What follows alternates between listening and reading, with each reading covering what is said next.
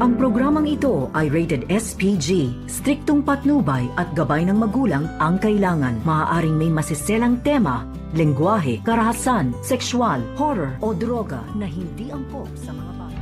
Talaga nakikipagtagwa ka sa akin, ha?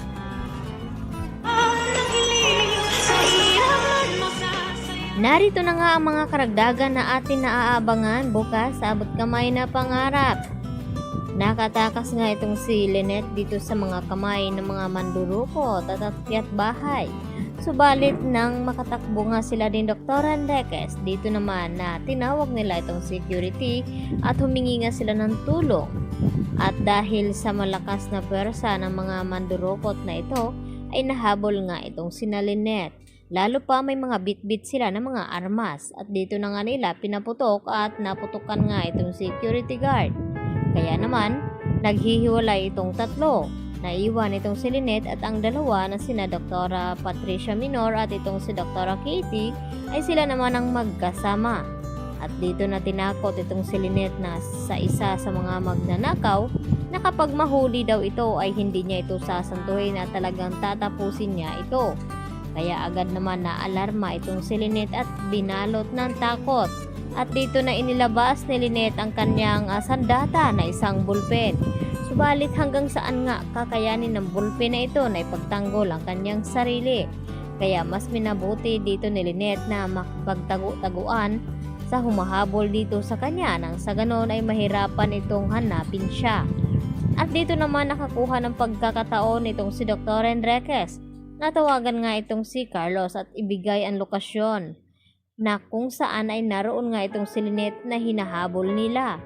At nagulat naman itong si Carlos nang tumawag itong si Dr. Enriquez at sinabi ang mga iyon na baka mapahamak na itong kanyang asawa at hindi niya mailigtas. At dito nabanggit ni Harry ang tungkol sa kulay ng sasakyan ng mga mandurukot na ito. Kaya agad nila na mahanap at dahil kubisado nga at nakita rin ito ni Doc Carlos bago siya umakyat dito nga sa kanilang bahay. Samantala, tinawagan naman ni Zoe ang kanyang ina at kinamusta kung nakuha na ba daw nila itong pera na 100 million pesos. At good news naman na ibinalita ni Moira sa kanyang anak. At dito nga na sinabi ni Moira na puntahan itong kanyang lolo at bantayan. Baka makatakas nga ito. At dito rin na sinabi ni Zoe kapag nagpupumilit daw na tumakas ang kanyang lolo, ay dito sinabi ni Moira na may baril daw nakatago doon. At kung kinakailangan, ay kasdangin niya ang kanyang lolo. At mariin naman na sagot dito ni Zoe na hindi daw niya kakayanin ang kanyang konsensya. Dahil hindi nga na siya gaano kasama katulad ng kanyang ina at kay Balahadja. Dahil dito, nagmulat naman ang mata itong si Don Pepe at nakita niya itong si Zoe na may hawak na nga na armas. At dito naman, na biglang darating itong si Kinito upang iligtas ang kanyang amo na si Don Pepe.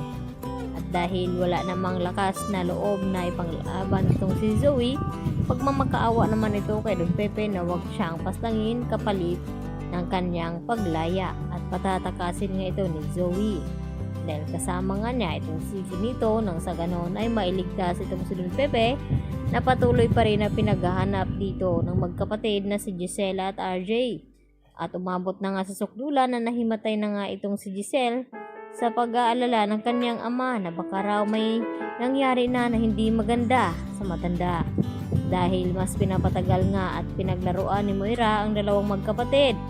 Sa ganon ay makaganti nga siya nito sa lahat-lahat ng mga ginagawa ni RJ at Giselle sa kanya.